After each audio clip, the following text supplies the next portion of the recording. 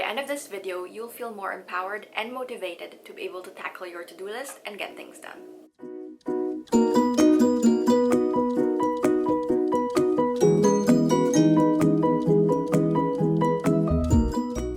Hello friends, welcome back to my channel, or welcome if you're new. My name is Marielle. I'm a corporate working mom with a master's degree in psychology. Here I talk about all things motherhood, parenting, relationships, work-life balance, lifestyle, you name it. So stick around if you want to see more of that. Planning your day as a mom can feel so overwhelming, but with a little structure and flexibility, you'll be able to get things done. Before we get into it, don't forget to subscribe to my channel if you haven't already, and connect with me on my socials that I will be linking here. Now let's get started. Here are some tips to plan your day effectively. Tip number 1 is to set your priorities. So first, you need to list down your must-do tasks. Think about school drop-offs, appointments that you might have, any essential activities that need to be done during the day. List down all of these activities for your day and for your week and start from there. Delegate as much as possible. Don't be afraid to ask help from your partner, from your friend, or a family member, even your children, if appropriate, or a colleague or a co-worker. As moms, sometimes we think that we need to do everything, but it's really not the case. People actually love to help, we just need to give them a chance. Number 2 is plan for family time.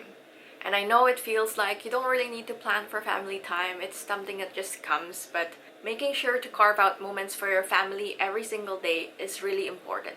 Setting a time, even just 10 to 15 days of one-on-one time with each kid, can be so beneficial for them and also for you to feel more connected to each other.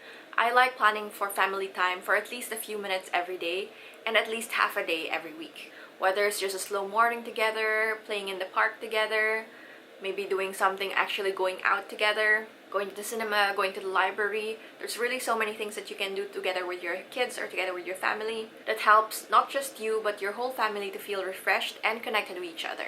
Number 3 is to create a flexible routine. And the key word here is flexible, but also routine. I love routines. You can see it in my channel. I really love having a good morning routine, a good evening routine, a good work routine, a good day, weekly routine, all the kinds of routines that you can think of. But it's also very important to stay flexible. So, for instance, in the morning, try to aim for a quick morning routine. It doesn't have to be anything elaborate. It doesn't have to take hours on end.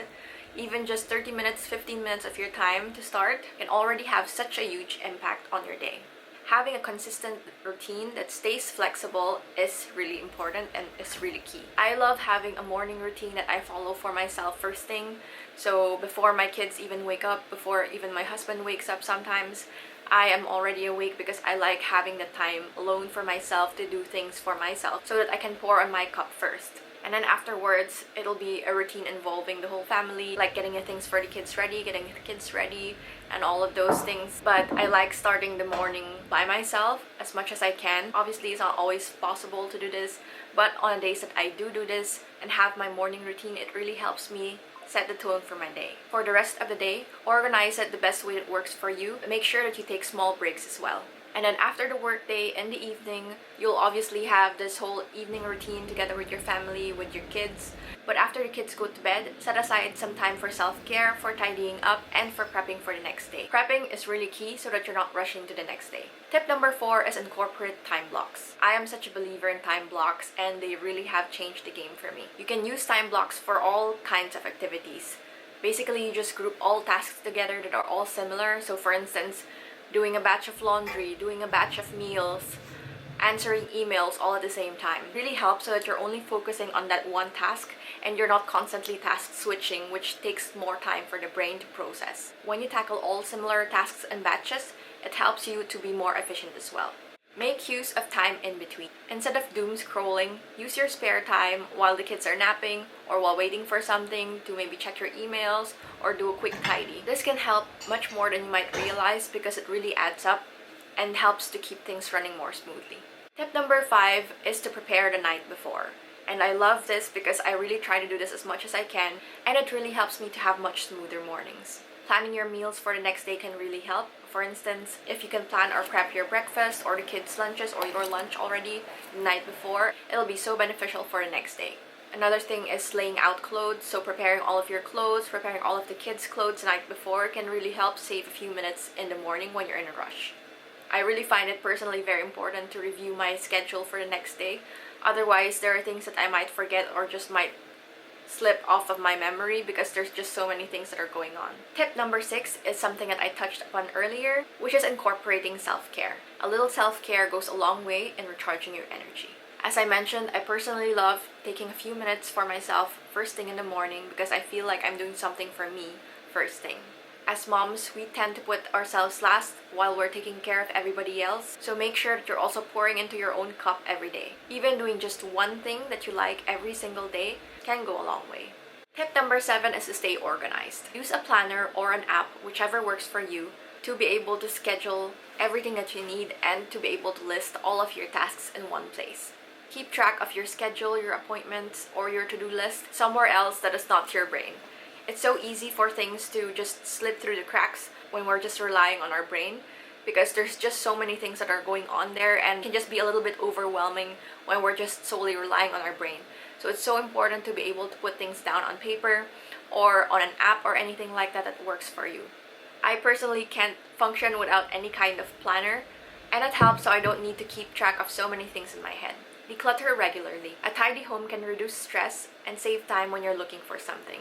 This is something that I really want to do more often because it really does help with my mental load and clarity. Tip number 8 is not to be afraid to say no. Protect your time and energy. You don't have to say yes to every single thing. You don't have to say yes to everyone's demands. And believe me, I understand. Know that it's okay to set your boundaries. People are always going to say something anyway, so you might as well do what works for you. You're not going to be able to control what everybody's opinion of you is going to be. So stop trying to please everybody and say no when needed.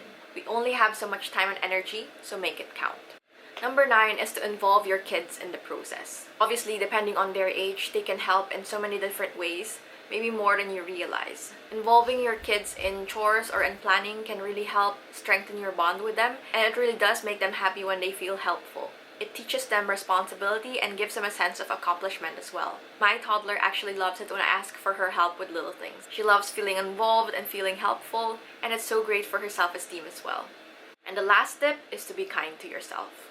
Things don't always go according to plan, and that's okay. Some days will be more challenging, some days will be easier than others.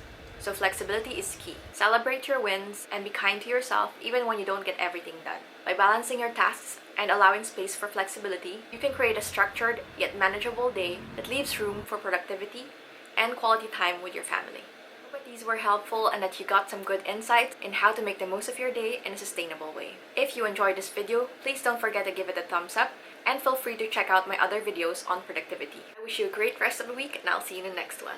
Bye!